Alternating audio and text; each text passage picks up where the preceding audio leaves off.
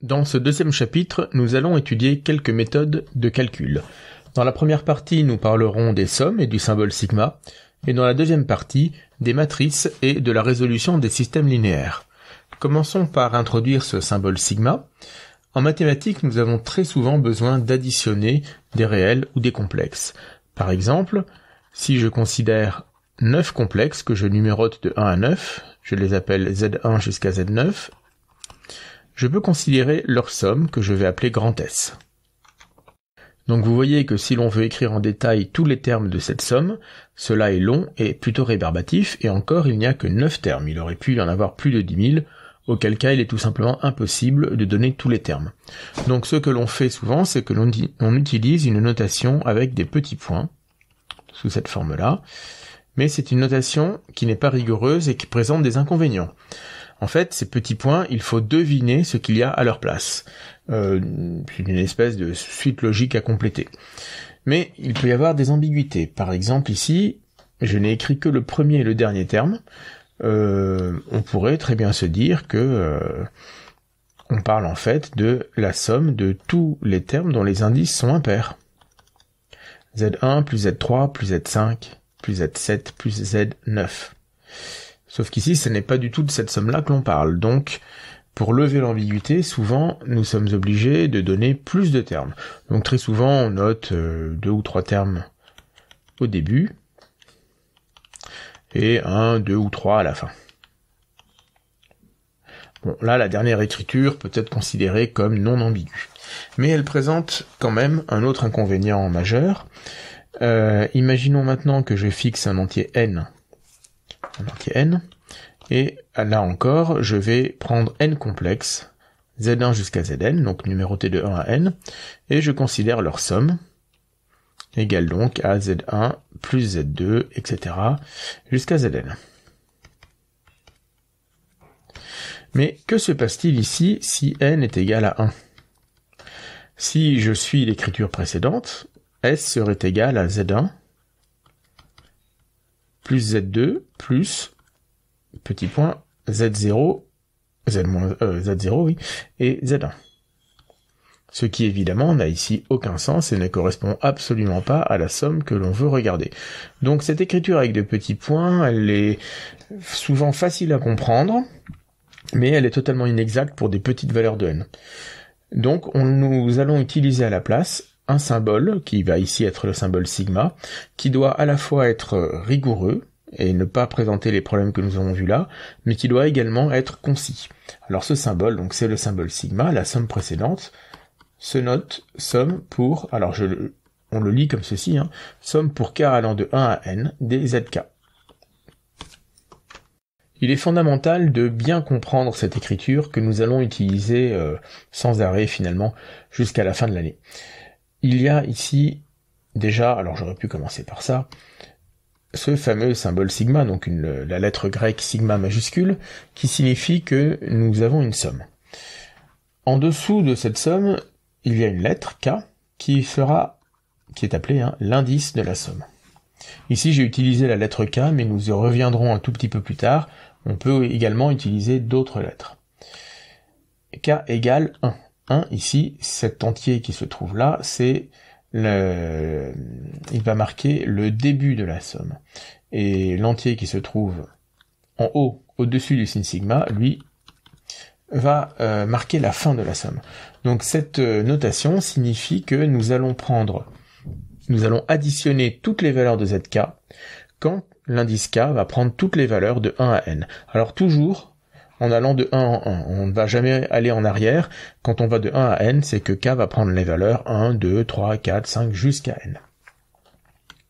Donc c'est bien z1. Ici, c'est le terme zk lorsque k est égal à 1. Plus z2 qui est le terme zk lorsque k vaut 2, etc. Et alors vous voyez que quand on l'explique, très souvent on revient à cette écriture avec des petits points qui est assez explicite, mais qui à nouveau n'est pas rigoureuse. Puis, de proche en proche, k va valoir 1, 2, 3, etc. jusqu'à n-1. Et elle finit par prendre la valeur n. Donc, plus zn sera le dernier terme de notre somme. Cette écriture se généralise de la manière suivante. Si nous prenons deux entiers relatifs n et p tels que p est plus petit que n, et que nous prenons également des complexes numérotés de p à n, zp, zp plus 1 jusqu'à zn, alors pour noter la somme de tous ces complexes, donc zp plus zp plus 1 jusqu'à zn, nous utilisons la notation suivante, grand sigma, pour k allant de p à n des zk. Nous pouvons maintenant regarder quelques exemples. Commençons par un exemple très simple. Prenons la somme pour k allant de moins 2 à 4 de k. Donc, cette somme, que signifie-t-elle? K part de la valeur moins 2, que nous additionnons donc, nous commençons la somme par moins 2, et nous ajoutons ensuite toutes les valeurs de k, lorsque k prend les valeurs donc de moins 2 à 4, donc nous allons ensuite additionner moins 1, puis 0, puis 1, puis 2, puis 3, puis 4, et tout cela est égal à 7.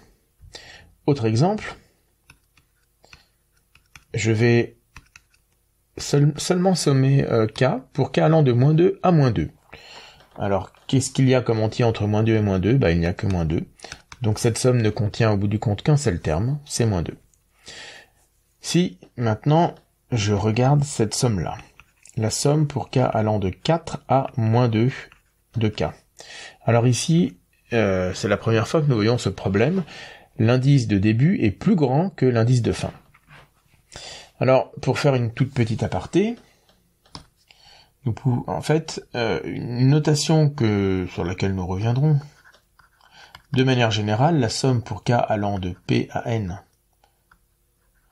des zk s'écrit aussi somme pour tous les cas appartenant à l'intervalle d'entiers pn de zk.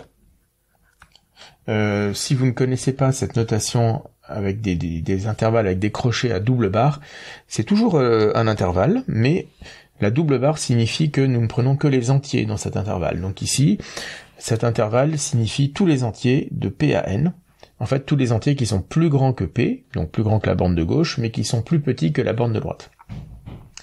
Donc si j'applique ceci à mon troisième exemple, quel est l'intervalle 4 moins 2? Quels sont les entiers plus grands que 4 mais plus petits que moins 2? Il n'y en a pas. Cet intervalle est vide. Donc cette somme est une somme vide, elle ne contient aucun terme, on n'additionne rien. Par convention, une somme vide est égale à 0. Donc ici, c'est une convention, mais qui est universelle et que nous utiliserons très souvent. J'ai, dans les trois premiers exemples, pris une expression de zk qui est relativement simple. Parfois, l'expression peut être très compliquée. Alors là, je ne vais pas prendre une expression très compliquée, mais tout de même un peu plus que l'expression précédente.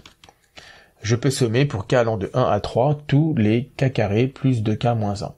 Donc, nous allons ici, pour k allant de 1 à 3, donc nous allons avoir trois termes. La valeur de cette expression lorsque k est égal à 1, plus sa valeur lorsque k vaut 2, plus sa valeur lorsque k vaut 3. Lorsque k vaut 1, nous allons donc avoir 1 au carré plus 2 fois 1 moins 1, puis 2 au carré plus 2 fois 2 moins 1, puis 3 au carré plus 2 fois 3 moins 1, c'est-à-dire 2, plus 7, plus 14, et nous obtenons donc 23. Et nous allons finir avec un exemple où, à l'inverse, l'expression de zk est très simple, puisque nous allons tout simplement prendre une constante égale à 1. Alors ça c'est un piège, attention, ça n'est pas parce que zk ne dépend pas de k qu'il n'y a pas de somme, il y a quand même une somme. Ici c'est une somme qui a toujours trois termes, puisque quand k va prendre la valeur 1, il y aura un terme à ajouter, quand k va prendre la valeur 2, il y aura un second terme à ajouter, et il y en aura un dernier pour k égale à 3. C'est juste que, pour toutes ces valeurs de k, le terme que nous ajoutons vaut toujours 1. Donc cette somme, c'est 1 lorsque k vaut 1, plus 1 lorsque k vaut 2, plus 1 lorsque k vaut 3. Cette somme est donc égale à 3.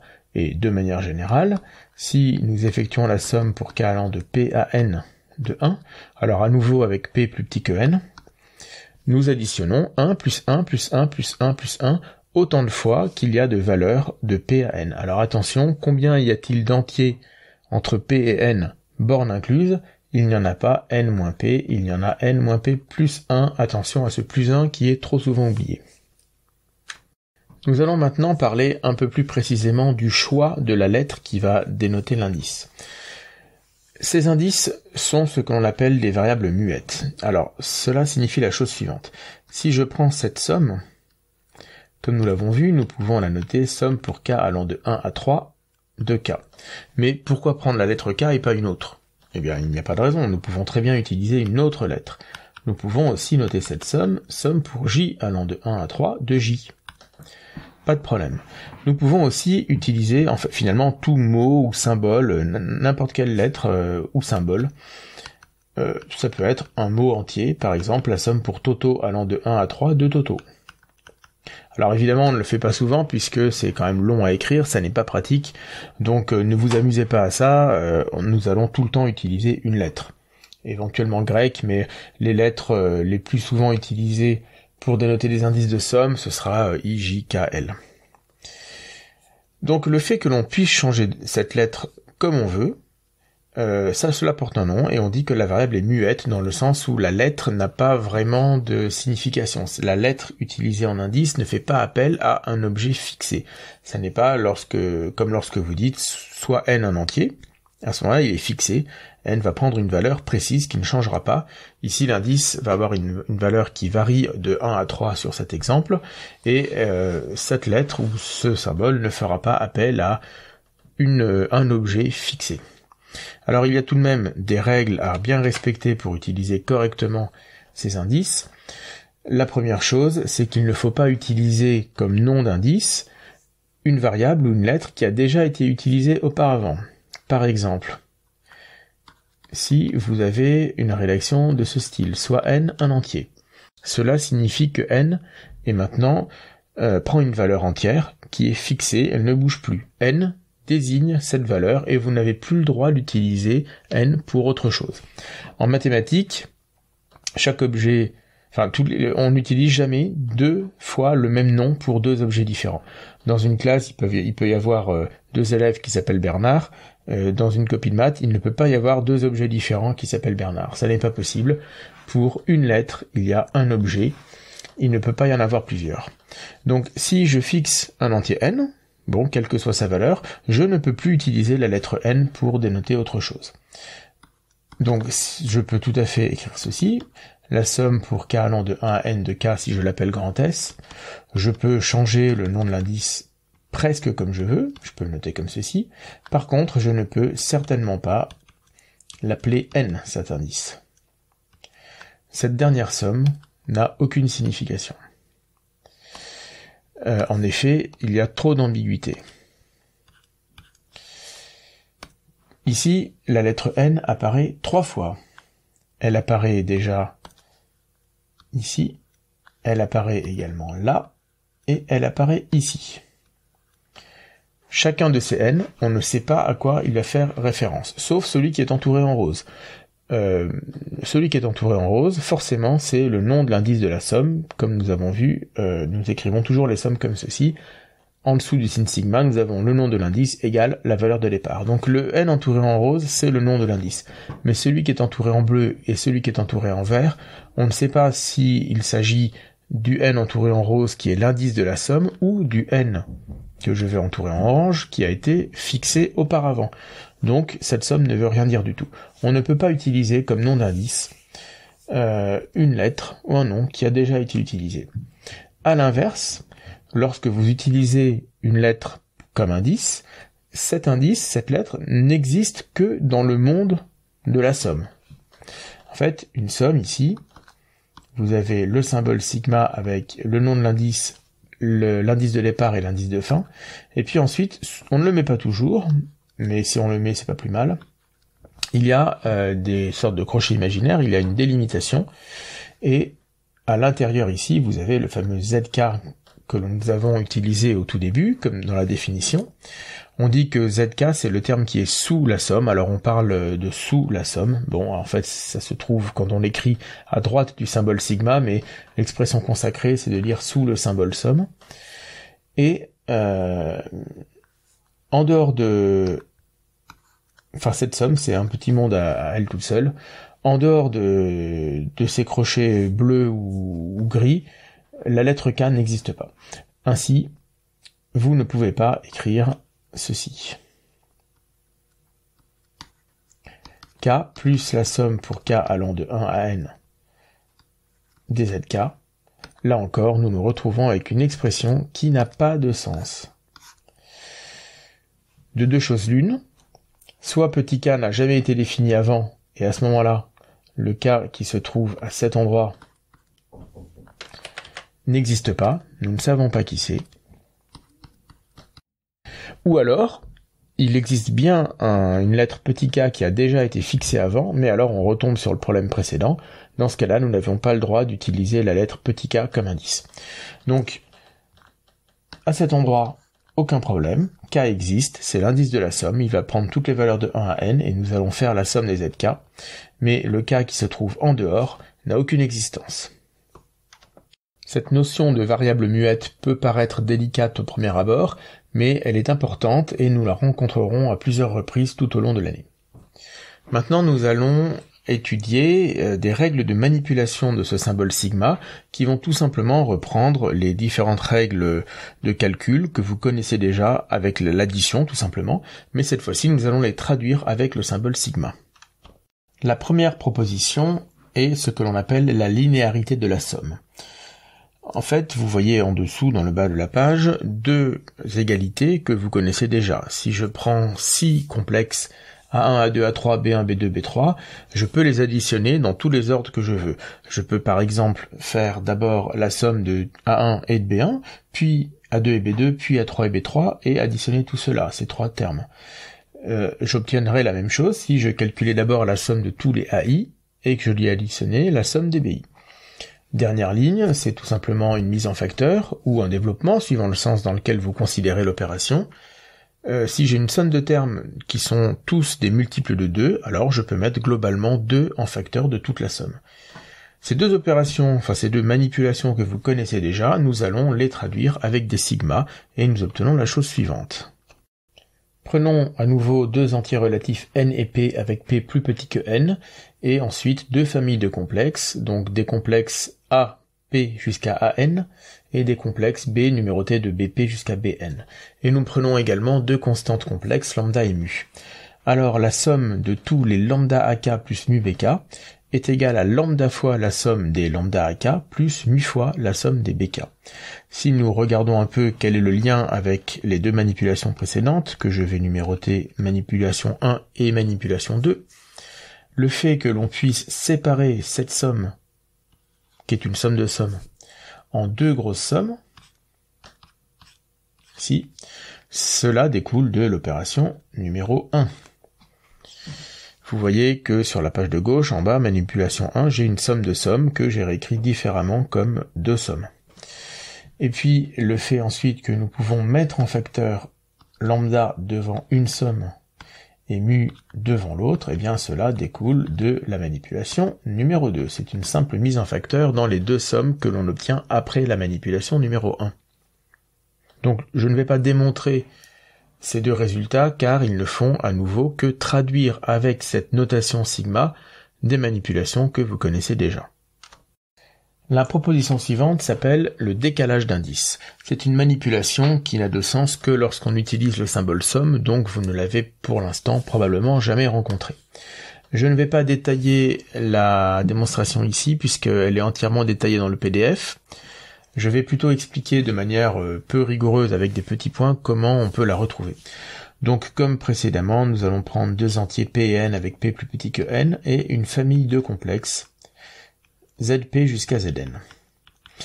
Donc si je considère la somme de tous ces complexes, nous l'avons déjà vu, nous pouvons considérer que cette somme s'écrit somme pour k allant de p à n des zk. Quand k prend la valeur de départ p, j'ai bien le terme zp, puis k passe à p plus 1, p plus 2 jusqu'à zn. Mais cette même somme, je peux aussi l'écrire de la manière suivante. Alors, on va l'appeler S pour plus de simplicité. S peut aussi s'écrire Z indice P-1 plus 1. Donc, vous allez voir après pourquoi cela est intéressant. Z indice P plus 1 jusqu'à Z indice N-2 plus 1 plus Z indice N-1 plus 1. Je peux donc considérer qu'ici, j'ai un entier k qui vaut la valeur p-1, puis ici un entier k qui prend la valeur p, k prend la valeur n-2 ici, et en dernier, k prend la valeur n-1. Donc cette somme, je peux très bien dire que c'est la somme pour toutes les valeurs de k allant de p-1, donc p-1 que je retrouve bien ici, jusqu'à n-1, n-1 que je retrouve bien ici, des z indices k plus 1. Et alors surtout ne pas oublier le plus 1 que l'on retrouve ici, ici, dans toutes les expressions. Et que l'on retrouve donc bien là. D'accord ? Donc nous obtenons pour S deux expressions différentes, qui sont égales bien sûr. Alors comment est-ce que l'on passe de l'une à l'autre ? L'idée c'est que nous pouvons augmenter, donc je réécris ici l'égalité entre les deux sommes. Cette somme-là est égale à celle-ci.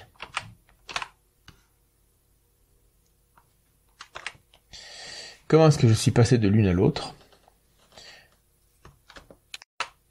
J'ai décalé mon indice k de 1, je suis donc passé de la valeur k à la valeur k plus 1, mais en faisant ça, j'ai augmenté le numéro de l'indice sous z, mais comme je veux toujours garder la même somme, il faut que je fasse quelque part l'opération inverse pour compenser.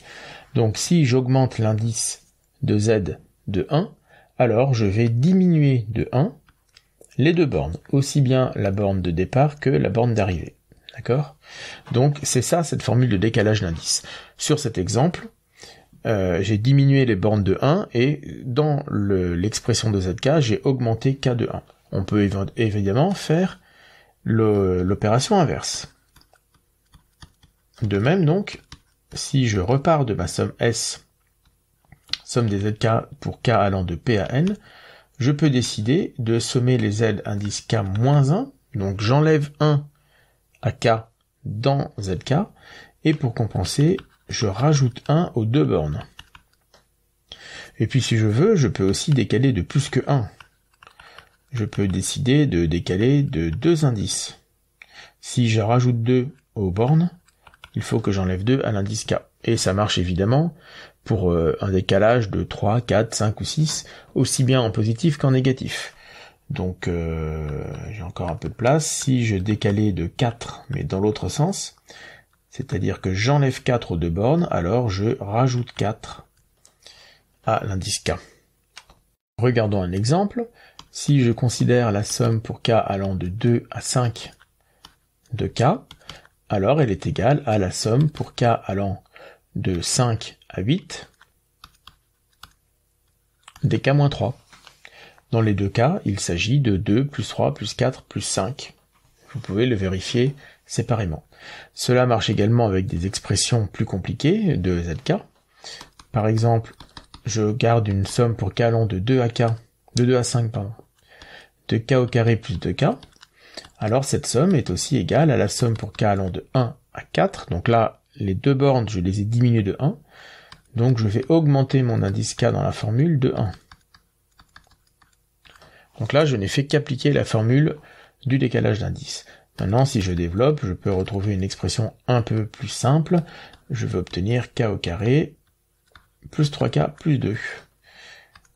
Ces deux sommes sont égales. Alors évidemment, après le développement, on a beaucoup plus de mal à voir que les deux sommes sont égales. On voit mal le passage de l'un à l'autre. Mais sur la première ligne, les choses devraient être naturelles et il va falloir vous entraîner pour que ça devienne réellement naturel. Ce décalage peut être utile, par exemple, si vous avez plusieurs sommes qui ne commencent et ne finissent pas aux mêmes indices. Par exemple, j'ai une somme ici qui va de 2 à 6, somme des k, et je veux lui additionner une somme qui va de 1, de moins 1, alors, de moins 1 à 3, de k au carré. Je ne peux pas rassembler ces deux sommes directement car elles ne commencent et ne finissent pas au même indice. Par contre, on peut remarquer que toutes les deux contiennent 5 termes. Elles ont le même nombre de termes, donc en effectuant des décalages d'indices, nous pouvons les faire débuter et finir au même indice, et ainsi les rassembler. Alors, je décide de toutes les deux les faire commencer à l'indice 0. Donc pour la première somme, il va s'agir de diminuer de 2 les bornes de la somme, et donc d'augmenter de 2 l'indice K sous le symbole somme. Et pour la deuxième somme, il va falloir au contraire augmenter de 1 les deux bornes, et donc diminuer l'indice K de 1 dans la formule.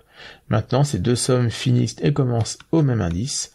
En vertu de la linéarité que nous avons vue avant, nous pouvons donc les rassembler en une seule somme. Et là encore, si nous le souhaitons, nous pouvons développer et nettoyer un petit peu cette expression. Et nous obtenons 2k au carré moins 3k plus 4. L'opération suivante est un petit peu du même genre, il s'agit du renversement d'indice. Là encore, je ne détaille pas ici la démonstration que vous retrouverez dans le PDF, c'est une démonstration par récurrence, mais je vous encourage à la lire en détail. En attendant, voici l'explication moins rigoureuse. Nous allons à nouveau considérer une somme de complexe, grand S, somme pour k allant de 0 à n des zk. Il s'agit donc de la somme z0 plus z1, etc. jusqu'à zn. Mais nous pouvons écrire cette somme à l'envers, d'où le nom de renversement d'indice, c'est-à-dire en commençant par le dernier terme z1, puis zn-1, et en finissant par les premiers termes. Et nous allons chercher à écrire cette somme comme une somme pour k allant de 0 à n, mais avec zn qui sera le terme pour k égale 0. Alors, ceci, zn, c'est z de n moins 0. Zn-1, évidemment, c'est z indice n-1. Et puis le terme suivant que je n'avais pas écrit sur la ligne du dessus, c'est z indice n-2. Jusqu'à ce que nous arrivions à z1, qui est égal à z indice n moins n-1, et z0, qui est bien égal à z indice n moins n. Donc là encore, nous voyons ici que nous avons un entier qui successivement prend toutes les valeurs de 0 à n, et c'est lui qui va nous servir pour indicer différemment cette somme. Cette somme peut donc s'écrire la somme pour k allant de 0 à n des z indice n moins k, et c'est la formule de renversement d'indice. Elle est particulièrement simple à retenir lorsque la somme commence à 0, il suffit d'inverser k et de le transformer en n-k. Il y en a une deuxième variante assez fréquente aussi, où la somme commence à 1. Évidemment, après, il y a des variantes pour des sommes commençant et finissant en n'importe quel indice, mais les cas que nous rencontrerons le plus fréquemment sont les cas où la somme commence à 0 ou à 1. Lorsque la somme commence à 1, c'est un tout petit peu plus compliqué, mais le principe est le même, nous renversons la somme en l'écrivant Zn plus Z1. À ce moment-là, nous voyons que, avec le principe précédent, nous pouvons bien écrire cette somme comme la somme des z indice n moins k, pour k qui commence à 0, puisqu'à ce moment-là, quand k vaut 0, z indice n moins 0, c'est bien zn. Mais nous allons devoir nous arrêter à à n moins 1, puisque z1, c'est z indice n moins n-1. Ou alors, si nous réeffectuons un décalage d'indice sur la dernière expression, nous pouvons à nouveau faire commencer la somme à 1 et la faire finir à n, mais à ce moment-là, alors ici, par rapport à l'expression qui est là, j'ai rajouté 1 aux bornes, donc il faut que j'enlève 1 à k. Mais comme il y avait un signe moins devant k, cette dernière somme, c'est la somme pour k allant de 1 à n, des z indices n moins k plus 1 si je sors le 1 de la parenthèse. Donc cette dernière formule, c'est la formule du renversement d'indice pour une somme qui commence à 1. Elle est un peu plus compliquée à retenir que celle qui commence à 0. Je ne donne pas d'exemple ici, il y en a un à nouveau dans le cours, et nous allons de toute façon utiliser à plusieurs reprises cette méthode dans la suite de ce chapitre pour des démonstrations, donc vous aurez l'occasion de vous y habituer. Et nous allons finir par le théorème 109, théorème de simplification télescopique. Si, encore une fois, nous prenons une famille de complexes numérotée de p à n plus 1, zp jusqu'à zn plus 1, alors la somme pour k allant de p à n des zk plus 1 moins zk est égal à zn plus 1 moins zp. Il peut paraître étonnant de donner cette formule, mais vous verrez qu'elle apparaît de très nombreuses fois en mathématiques, nous la verrons tout au long de l'année, et il est important de savoir bien la manipuler, de bien connaître cette formule, et la retrouver rapidement. Le plus compliqué en général, ce n'est pas de connaître la formule, mais de faire apparaître une somme qui peut avoir une allure un peu quelconque, l'écrire sous cette forme-là. Mais nous y reviendrons à de nombreuses reprises dans l'année. Démontrons donc ce résultat. Avant de donner la démonstration rigoureuse, regardons sur un exemple et avec des petits points à nouveau, pourquoi cette formule est vraie. Donc partons de P égale 2 et N égale 4, 4 par exemple. Alors si j'écris la somme pour K allant de P à N des ZK plus 1 moins ZK, j'obtiens pour K égale P, donc K égale 2, j'obtiens Z3 moins Z2. Puis, je passe à K égale 3. Alors, ZK plus 1 moins ZK est égal à Z4 moins Z3. Et pour la dernière valeur, K égale 4, nous obtenons Z5 moins Z4. Et vous voyez ici pourquoi cette simplification s'appelle télescopique. Ces deux Z3 s'annulent l'un avec l'autre, les Z4 s'annulent ici, et il nous reste bien Z5 moins Z2. Donc voici le principe de la simplification télescopique. Maintenant, la démonstration rigoureuse ne fonctionne pas tout à fait comme ça. Nous allons utiliser des outils que nous avons déjà vus avant.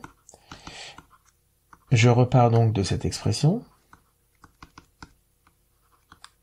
Et par linéarité, je vais séparer cette somme en deux. J'obtiens d'un côté la somme des ZK plus 1, moins de l'autre la somme des ZK. Je vais alors effectuer un décalage d'indices sur la première somme pour me retrouver avec des ZK, comme dans la seconde somme. Donc si je veux passer de ZK plus 1 à ZK, je vais faire diminuer l'indice K de 1 dans la formule, donc par compensation, je l'augmente de 1 dans les bornes de la somme. Mais alors maintenant, mes deux sommes ne commencent pas au même indice et ne finissent pas non plus au même indice. Je vais enlever les indices entre guillemets qui dépassent, c'est-à-dire que dans la première somme, je vais mettre à part le terme en Zn plus 1.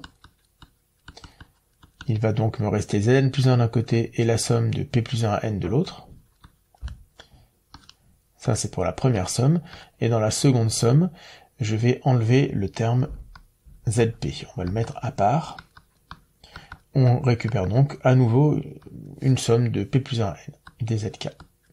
Alors, ces deux sommes se simplifient, c'est là qu'est la simplification télescopique, et il nous reste bien Zn plus 1 moins Zp.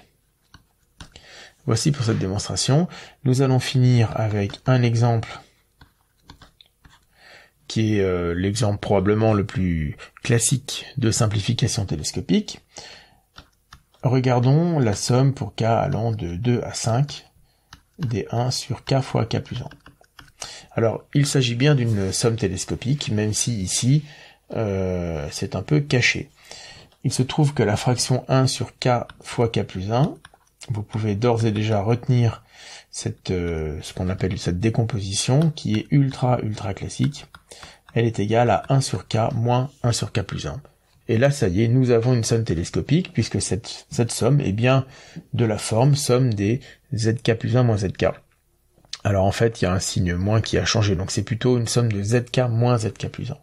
En tout cas, en appliquant directement le théorème de simplification télescopique, nous obtenons 1 demi moins 1 sixième, c'est-à-dire 1 tiers.